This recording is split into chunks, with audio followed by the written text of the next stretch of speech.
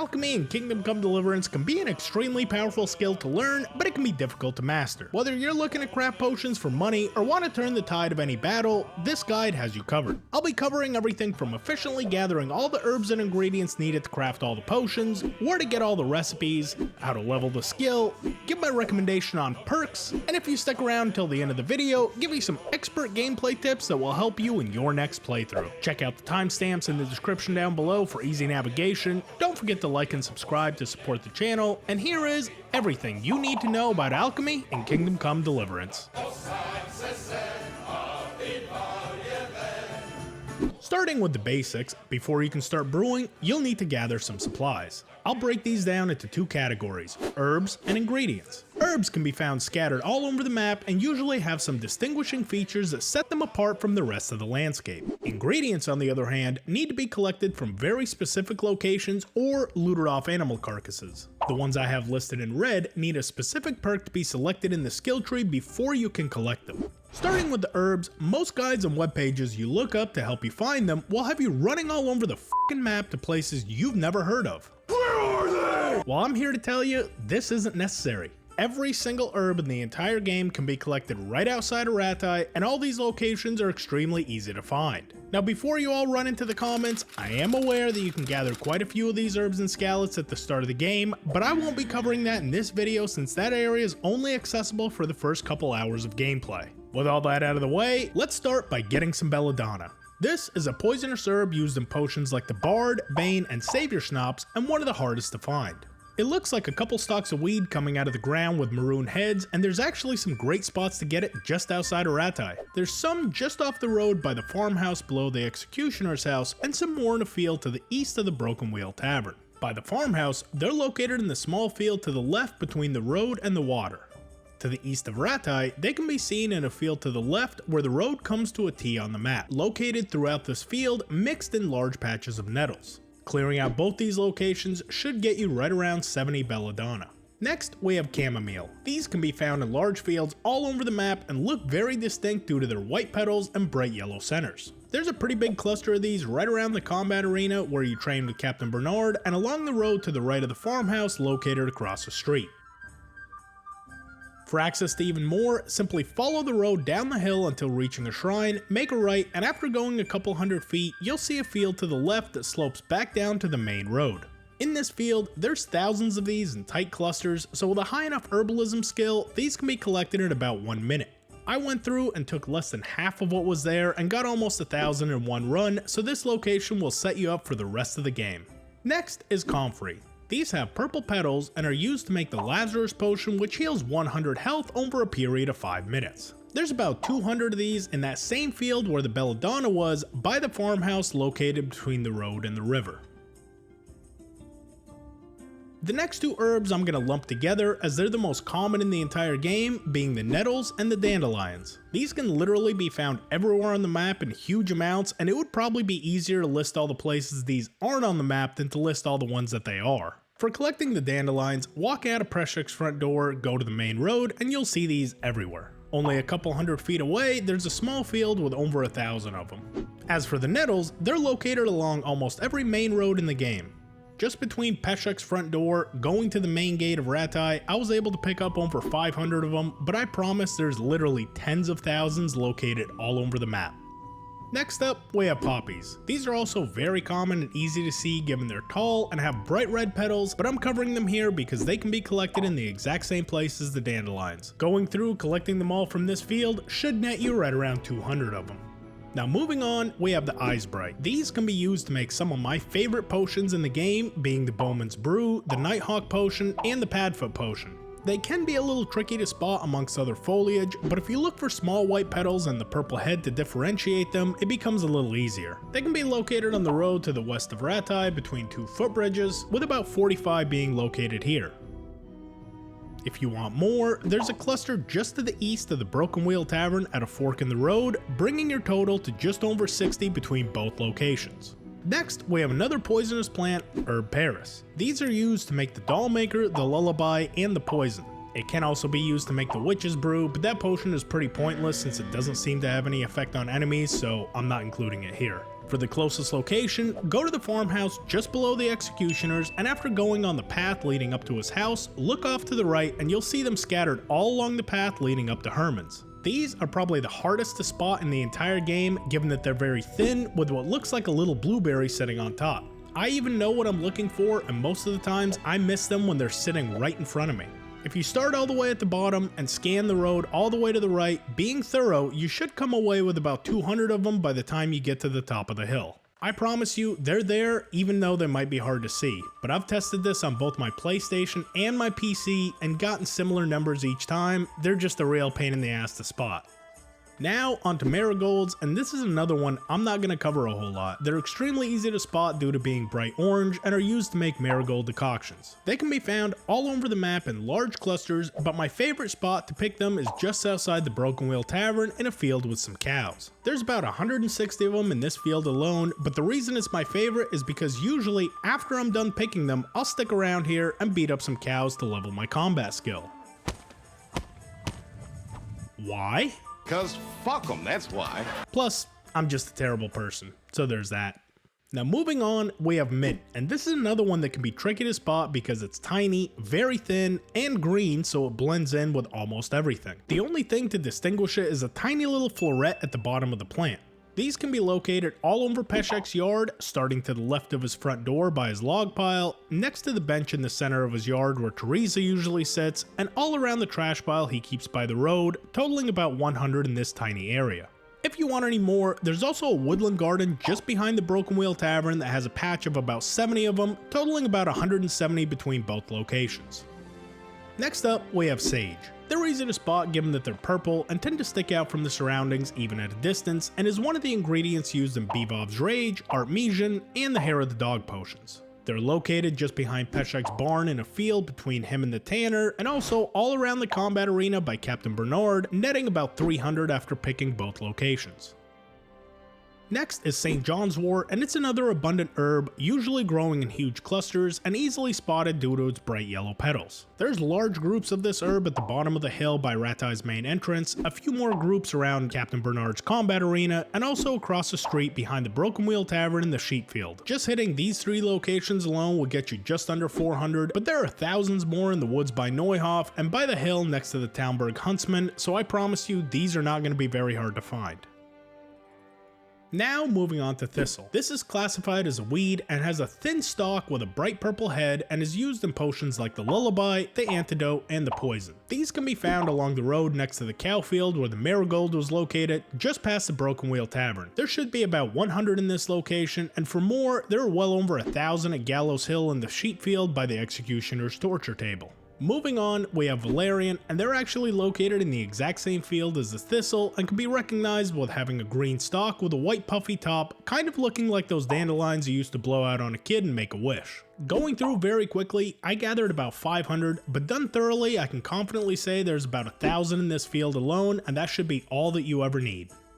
And lastly, rounding off the herbs, we have Wormwood, and personally, I hate this one. Not because it's not useful or hard to find, simply because there's fake wormwood all over the fucking map and it's almost impossible to tell them apart unless you're right up close. Let me show you what I mean. The plant looks like a long stem with a yellow cluster on it, so from a distance, this looks like a big patch of wormwood ahead. But as we get close, we see the one to the left is actually a goddamn imposter. You're a great big phony, you know that? And can't be picked up. This example isn't as bad since there is actual real wormwood beside it. I just wanted you guys to see just how similar they look when batched together, but I can't tell you how many times I've spotted this from a distance, gotten there, and the whole patch is just nothing but fake ones. Warhorse, I love you guys, but seriously, whoever thought this plant was a good idea, well, I've just got 2 words for you. Anyways, enough of my groans. These can be located in a small batch along both roads going to the east outside the tavern, and there should be about 75 if you're thorough in picking them up.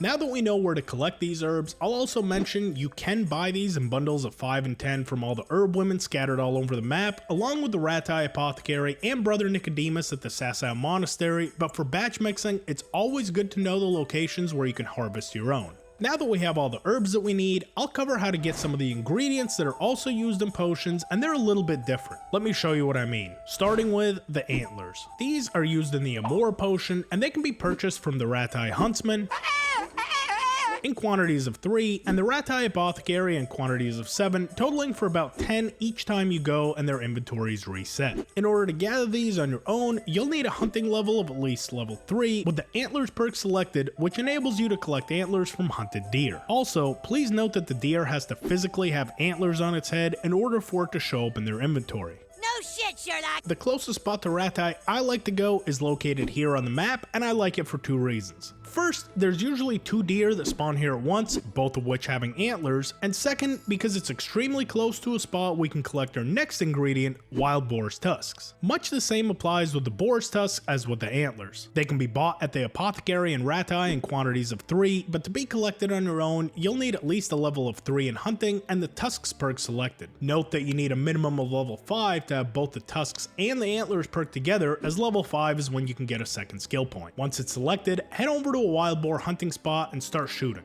There's 3 locations close to the deer hunting spot we were just at, but the location in the center is my favorite. There's usually about 8 boar that spawn in this location, but the amount of tusks you can collect can vary each run. The higher your hunting skill, the more likely the tusks are to drop, but at level 5, I had some boar that dropped none, others that dropped 1, and a couple that had 2 tusks on them, bringing my total collected from 1 hunt up to 9. Tusks, unlike the antlers, are actually easier to collect yourself since there's only one place to buy them in small batches, so if you plan to only select one of the perks, I suggest picking tusks to hunt for those yourself and just buy the antlers from the merchants. Next is cave mushrooms. These are used in potions like Nighthawk and Bevov's Rage and can be bought from Brother Nicodemus in batches of 3 and the Ratai Apothecary in batches of 10. They can also be found in most caves around the map, the closest one to Ratai being the first bandit camp assigned to you to clear out by Captain Bernard in the quest Ruin. Once all the bandits are dead, you'll see the cave towards the back of the camp at the base of the large hill, and there'll be around 3 to 5 in each cave location you search. It's honestly just easier to buy these from the apothecary, but if you happen to run across a cave, now at least you know what to look for. Next up, we have charcoal. Charcoal is used in potions like the Antidote and the Bard's Potion and can be bought from the apothecary in batches of 10, or it can be robbed from any charcoal burner locations around the map. If you just wait for them to go to sleep, you can go through and clean out all their charcoal bags. This location next to Ratai has about 10 in each bag with 10 bags in the area, giving for a grand total of about 100 charcoal. Moving on to the next ingredient, we come to cobwebs, and this one can be tricky to get. It's used in the Padfoot potion, and they can sometimes be found in birds' nests and chicken coops, but the most abundant location for this in the entire game is actually at the Merhoyed soldiers camp. If you enter the camp from the south, move up the road towards the archery range and go inside the yellow and white tent located on the left. Inside to the left will be a chest with an easy lock, and if you can lockpick it, inside will be 100 cobwebs. Yeah, I'm not really sure why this is here, but it is, and it should get you through the remainder of your playthrough. And last up, we have the Fly Agaric mushroom, which can be used in the Bane potion, and the Lethean water, which can be bought from the herb women, the apothecary, Brother Nicodemus, or can be collected from this spot on the map by the Conciliation Cross. If you're not sure whether you're in the right area, just listen for this.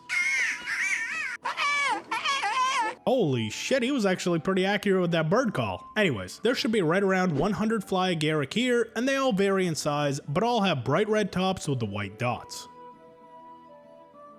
Now that we have every herb and ingredient that we'll ever need, let's move on to how to make potions. Firstly, you'll need to learn how to read so you can learn potion recipes. This can be done by visiting the scribe in Uzhitz, and he'll teach you how to read for a cost of 50 groschen. You can make potions without knowing how to read if you look up a guide, but this is pretty inefficient since you'll only ever yield 1 potion at a time. However, after learning how to read and knowing the recipe, each time you brew this, it'll yield 3 potions.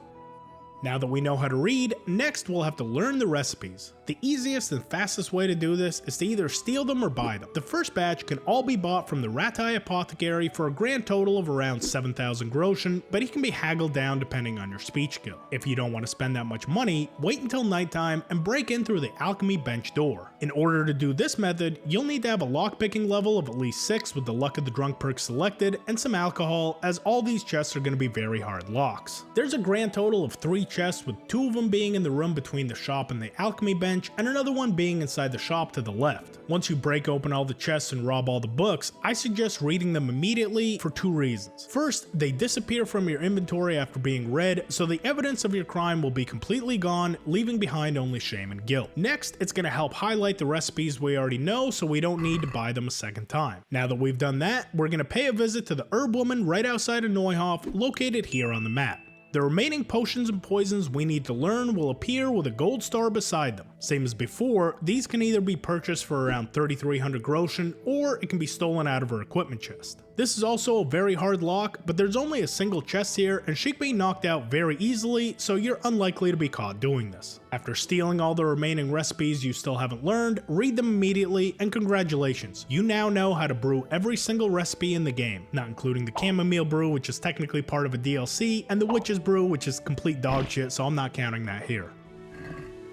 Next, let's talk about how to actually level the alchemy skill. The alchemy skill can be leveled by successfully brewing potions, each of which gives 40 XP per potion brewed in normal mode, but if you play on hardcore mode with the numbskull perk selected, skills progress at 60% of their normal rate, which means that the XP gained is dropped to 24 XP per successful brew. It can also be leveled up at the trainers as skill levels 0, 5, 10, and 15, and learned through skill books at the same equivalent minimum skill requirements. On the screen is the XP that's given by trainers and skill books, and this can also be reflected seeing the skill gains here, each of which on hardcore mode being 60% of what the normal values are. Now it's finally time to start leveling, and I'll be doing this on hardcore mode with all the negative perks selected, so if you follow along doing this in normal mode, you'll hit these goals much faster than I did. This can be done whichever way you want, but this is the way I suggest leveling the skill. The first thing I like to do is collect all the skill books before I even start brewing, so they're accessible to me when I need them. You'll need a lockpick for the 3rd edition and a spade to get the 4th. Starting here at the Ratai Apothecary, the Alchemist's Dream Volume 1 can be bought from him for around 120 groschen, or if you rob the recipe books from him earlier, you can also rob the skill books out of the chest then.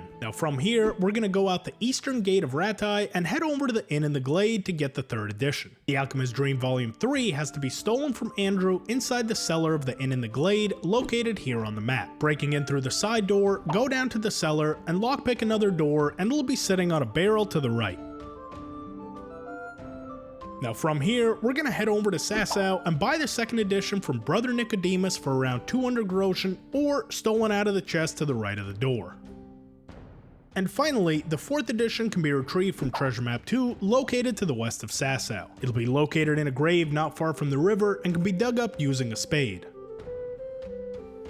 With all the skill books collected, make your way back to Ratai and collect all the herbs you gathered earlier and go to the alchemy bench located behind the apothecary. Start with brewing the Marigold decoction by following the recipe, first adding water, then adding 1 nettle, and followed by 2 marigolds and completing the potion. Don't bother boiling the potion, as at the start it will only yield 2 potions rather than 3, but the skill gain will not be affected. Do this all the way up until you get to level 5, which is approximately 23 brews. Once hitting level 5, select the perk Trial and Error, which allows for an extra mistake to be made, so now skipping the boiling step won't negatively affect the amount of potions produced. Continue to brew the Marigold decoction all the way to level 10, which is approximately another 55 brews. Now that we have level 10, we're going to select the perk Routine 1, which allows for auto brew for potions we've made before. The downside of it is it only auto brews 1 potion at a time. In order to get to 3, we're going to need Routine 2, which is unlocked at Alchemy level 13. From here, I like to stop brewing for the time being and go to the apothecary for training and learn everything up to level 10. This will cost a grand total of about 780 groschen, but you can pickpocket the money back from him if you want. Next, have a seat somewhere comfortable so you can get a reading bonus and read the Alchemist's Dream 1 through 3 to get the additional XP. Depending on your reading level, this may take a couple of in-game days, so wait and sleep until you can read some more, then continue until finished. With all the training in the books, this should get you right up to level 12, and we can make our way back to the alchemy bench to complete the leveling. At this point, I like to craft at least one of every potion, and since we have all the herbs and ingredients we'll ever need, go through the book, starting with the very first recipe all the way to the last one, so by the time we get routine 2, we'll be able to auto-brew any potion in the game. You'll know you've successfully brewed a potion if at the very start the auto-brew potion is grayed out, but once you finish, it should be solid like this. Once one of every potion has been brewed, you should have already achieved level 13, so select routine 2, and now you can auto-brew any potion that you want for the rest of the game. Most players are going to be fine stopping right here, but if you want to continue to level all the way up to level 20, this is how many herbs you'll need to do it through auto brew and regular crafting if you continue to make the Marigold decoctions. As you can see, auto brewing is very handy for brewing potions quickly for yourself to use or to sell, but it is extremely inefficient for leveling the alchemy skill, just something to keep in mind. Now that we've covered how to level the skill, let's go over some of the perks you can select. I'm going to categorize these into 3 categories: essential, useful, and kind of shit. Starting off, we have salted and smoked, which makes cooked and cured foods last 20% longer in your inventory. Since you can get the human dustbin perk at level 6 in vitality, which makes it so you can eat spoiled foods, there isn't much point to this one, so it's kind of shit.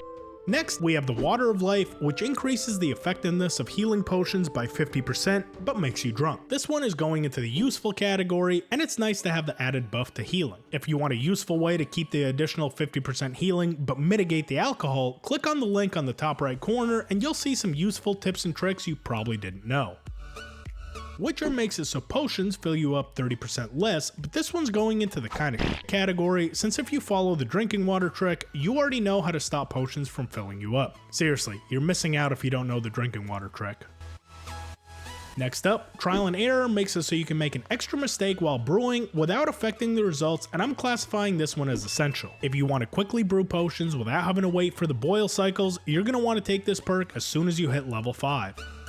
Venomous Blade makes it so poisons stay on weapons for longer, and this one's useful but not essential since poisons already last a few hits on a weapon, so if you use a lot of poisons, go ahead and take it, but if you use poisons on arrows like me, it's not really a priority since it poisons 5 arrows at a time, and the arrows can be reused several times before the poison wears off. Next, Snake Oil Salesman makes potions have a 20% higher selling price, and this one's useful if you do a lot of trading, but I usually have a lot of other ways of making money in the game, so it's a nice perk, but it's not always a priority. Next up, we have Bundle Alchemist, which is kinda shit for 2 reasons. The first of which, while it is nice to get an extra potion with each successful brew, it doesn't apply to auto brew, and the second, it's a level 10 perk which goes up against routine 1, and I honestly don't know who would select this over auto brew. Once you level past level 13, it's worth getting, but currently where it sits right now, it's kinda shit. And finally, rounding off this list, the last 2 are routine 1 and routine 2, and both of these are going into the essential category. Once getting both of these, you'll never have to struggle getting potions again, and they can be crafted in a click of a button. What more could you want? Alright, so we have our potions made, perks selected. Now it's time to go over how to use the potions we've just crafted. I'm going to break down all the potions into 4 categories, being combat, stealth, poisons, and general gameplay. Take note that the ones I have listed in red have alcohol in them, so be cautious when drinking them. Starting off with the combat potions, these are going to be used to increase stats for melee combat. Aqua Vitalis makes incoming damage reduced by 50%, Armesian raises the strength and warfare skills by 5, Buck's Blood raises Henry's stamina by 50%, and the Bevolve's Rage gives an additional 50% to melee combat at the cost of a lower defense. The next category we have are stealth potions used for sneaking or ranged warfare. The Bowman's Brew raises bow skills by 5 to provide less sway. Nighthawk enables you to see better in the dark to nullify the need of a torch. Embrocation provides +5 to agility and defense, and the Padfoot potion raises stealth, lockpicking, and pickpocketing skills by 5. Next up, we have the poisons, which can be applied to weapons and used to incapacitate enemies. Starting with the Bane potion, this is the poison that does 110 hit points of damage, which means it's a guaranteed kill on any enemy you apply this on since they don't use antidotes. The Dollmaker potion lowers combat skills by 5, cuts enemies' stamina in half, and makes it so they're unable to sprint. The Lullaby potion drops energy down to 0 and makes enemies go to sleep. And lastly, we have poison, and I'll be honest, this one's kinda shit. It does exactly what the Bane potion does, but only does less than half the damage, so I'm not really sure why anyone would want to use it, but there you go. It does 50 hit points of damage. Lastly, we have our biggest category yet in general gameplay, so I'll try to be brief. Aesop gives +5 to horsemanship and stops dogs from barking at you. The Amour gives +5 to charisma. The Antidote is useless since the only enemy in the game that tries to poison you is Black Peter, otherwise don't bother having it. The Bard Potion gives +5 to speech. The Cockerel gives +20 to energy but has alcohol, so be careful using too many at one time. The Digestion Potion lowers nourishment by 20, allowing you to eat more food and cures food poisoning. Hair of the Dog is used to get rid of hangovers and alcoholism debuff. The Lazarus Potion can also cure hangovers and cures 100 hit points over the course of 5 minutes, while the Marigold cures 30 hit points over the course of 1 minute. Note that the healing potions can't be used to stack on top of each other since taking one will cancel the effects of the other. The Lethean Water is used to reset the perk points on a build, so if you want to respec, drink one and you can reselect the perk points, but note that this has 101% alcohol, so be prepared to wake up in the middle of nowhere after taking it. Just for some context, Moonshine is the second most powerful alcohol in the whole game, and that has 30% alcohol. Speaking of which, Moonshine is really only useful to level your drinking skill. The Preserver can make food in your inventory last longer, or any piece of food that's already spoiled can be brought back to edible when applied, and the Savior Schnapps can save the game, but it makes you slightly drunk. Ugh. That was a lot. But now that you have a good grasp on getting materials, mixing potions, leveling the skill, and what each potion does, I'm going to give you a few pointers that the game doesn't tell you.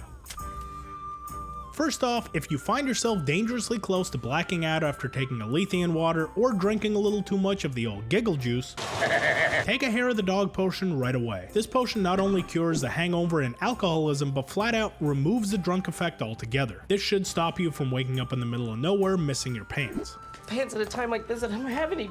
Second, drinking a Bard or an Amour potion before haggling can help get you a better selling price, but not as much as you think. The game will have you believe the prices you get are strongly dependent on your charisma and speech levels, and while it is kinda true, the difference is pretty minimal. To show this, I conducted the same sale with the Ratai armor 12 separate times, and here's all the results. I sold him 50 golden spurs with my reputation being 39 at a base level speech of 4 and a charisma level of 6. The result of the sale was a total sell price of 27,100 groschen. I then conducted the same at level 9 and 20 in speech, then I conducted the same speech levels but maxed out my charisma. The base offer always stayed the same, offering 505 per spur, but what changed between them was the aggression in which I could haggle. With a maxed out speech and charisma, the most I was able to get out of this whole transaction was 31,600 groschen, only an increase of 4,500 groschen from the base. However, when I conducted the same exact test but with the same stat levels, but instead a reputation of 62, there was a massive difference. Right off the bat, there was an increase of 240 groschen per spur, which resulted in a 13,400 groschen increase at the same stats. This also went across the board, with a maxed out final price only being 5,400 above where the baseline was. The point being, if you're trying to get the most out of haggling, focus more on improving your relationship with the vendors rather than leveling up your skills, as this seems to offer very little difference.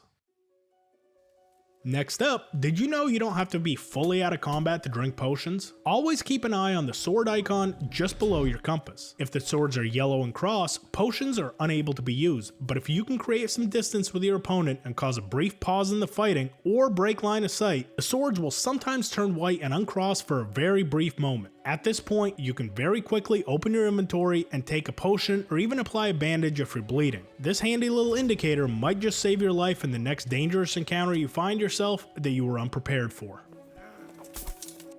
And lastly, stop using the Bane potion. What did he say? Or rather, use it in tandem with other potions. The Bane potion can be great in certain situations like single enemy encounters, but against multiple enemies, it has its drawbacks. First of all, while the enemies do get poisoned, it takes a while for their health to drain and has no immediate effect on the battle. Secondly, any enemies that die from the effects of the poison don't actually give you credit for the kill. While this is great in a pacifist playthrough, anyone trying to grind combat experience won't be getting the strength, vitality, or the weapon experience that comes from killing an enemy. And lastly, poisoned enemies rarely ever die right beside you. Most times, when their health gets low enough, they surrender and run away, taking all your loot and combat experience with them. Good luck trying to find their bodies. So instead, for large encounters, I recommend the Dollmaker potion. Think of this kind of like paralysis in Skyrim. While it may not deal outright damage, it evens the odds and makes the encounters more manageable. Firstly, it lowers all the enemy combat skills by 5, so no matter what weapon they're using, it makes them less effective. Second, it cuts their stamina in half, making their attack frequency much lower. On the screen, I was able to perform 18 punches before running out of stamina, but after taking a doll maker, I was only able to do 9 before running out, making any encounter I might get in much harder as a result, and this applies to the enemies as well. And lastly, enemies affected are unable to sprint while this potion is applied, which means you're able to separate them and kill them rather than having to fight all 4 at once. By simply backing up, you can watch the ones that are poisoned fall behind, and then once the battle is over, they're also a lot easier to find as they never have a chance to run away. Instead, they simply leisurely walk off when the battle finishes, which means usually they're no more than 20 to 30 feet from any encounter. As a bonus potion, anyone that wants to poison enemy cooking pots, rather than using the Bane potion, instead I recommend the Lullaby potion. This drops enemy energy down to 0 and makes them go to bed almost immediately. This makes it easy to go through the entire camp, killing them all in their sleep and leveling their stealth XP along the way, even in broad daylight. The best part is, after it's applied to the cooking pot, it stays for the remainder of the game, so even after the 10 days pass and the camp respawns, every time they eat from the cooking pot, they go straight back to bed. Now the way the game files are programmed, they don't actually spawn until you're in the area, but every time you go back to that location, I suggest the morning time right before they eat, simply wait outside the camp until they all eat, and you can go through the entire camp over and over again, gaining loot and XP all along the way. For anyone out there that finds the achievement Sniper a little too hard, requiring 50 headshot kills on enemies, I've got some great news for you. This achievement still counts on sleeping enemies, so go ahead and get your bow out and snipe them point blank while they're sleeping. Who said archery had to be hard? Honestly, I just don't see these potions being talked about enough, and hopefully this little explanation changes that and these potions can start getting the love that they rightly deserve. And that's going to do it for my guide on everything you need to know about alchemy. If you learned something new, leave a like and comment down below. Click the links on the screen to see more amazing content, and consider subscribing so you don't miss out on any more videos. Thank you all so much for watching, and I'll see you all in the next one. Bye bye!